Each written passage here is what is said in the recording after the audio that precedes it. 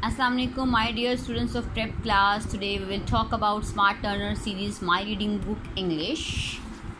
Okay students, yesterday we had done till page number 7. It's okay. Now today we will learn about some new words. Okay, these words are new for you, so you just have to recognize and read. Okay, teacher will tell the students that these are sight words. Okay, whenever you see this word, you know what is this word. Okay, for example, whenever you see yourself in the mirror, it's you. Okay, it's you, your name. Whenever you see any other person, then her or his name comes into your mind. Same like this. Whenever you see this thing, okay, whenever you see this letter, this is a, and, this. Okay, don't need to learn the spellings, just learn the words. This, that,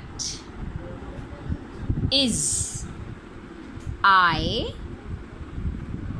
am, you, are, the, in, out, under, on, and, my, your, no, yes, it.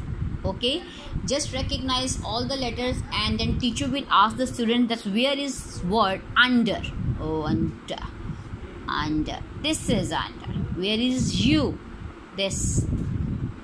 In, in, am, this one.